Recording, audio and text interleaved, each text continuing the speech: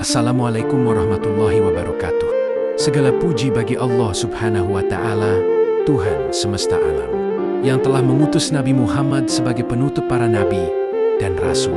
Shalawat serta salam semoga tercurah kepada junjungan kita, Nabi Muhammad, keluarga, sahabat, dan pengikutnya hingga akhir zaman.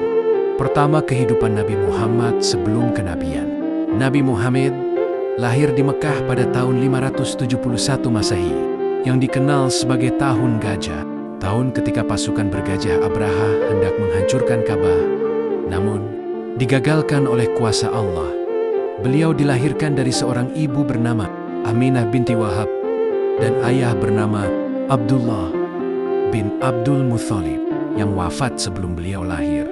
Beliau bekerja sebagai penggembala, kemudian berdagang, hingga akhirnya menikah dengan Khadijah radhiyallahu anha, seorang wanita bangsawan dan pedagang kaya raya.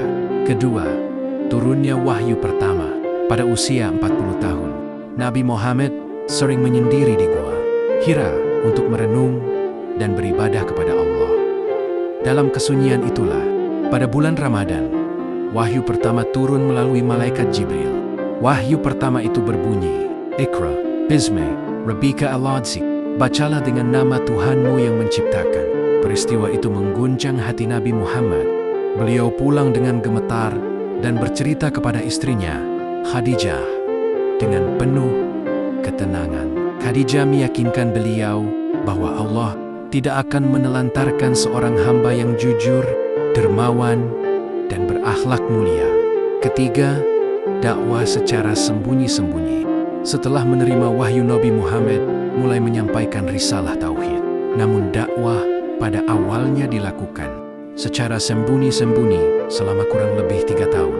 Orang-orang pertama yang masuk Islam antara lain Khadijah radhiyallahu anha, istri beliau, Ali bin Abi Thalib, sepupu beliau, Abu Bakar As-Siddiq, sahabat dekat beliau, Zaid bin Haritsah, anak angkat beliau. Dari lingkaran kecil ini, Islam mulai tersebar perlahan. Keempat, dakwah terang-terangan dan penentangan kaum Quraisy.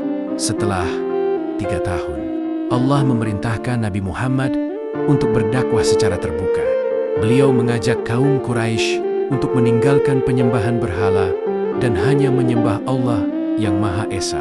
Namun seruan itu ditentang keras. Kaum Quraisy menolak karena mereka merasa ajaran baru itu mengancam kedudukan, tradisi, dan kekuasaan mereka. Nabi dicaci, dihina, bahkan dilempari. Para sahabat pun mendapatkan siksaan yang berat. Sekian video yang saya buat, kurang dan lebihnya mohon maaf. Wallahu a'lam bishawab. Wassalamualaikum warahmatullahi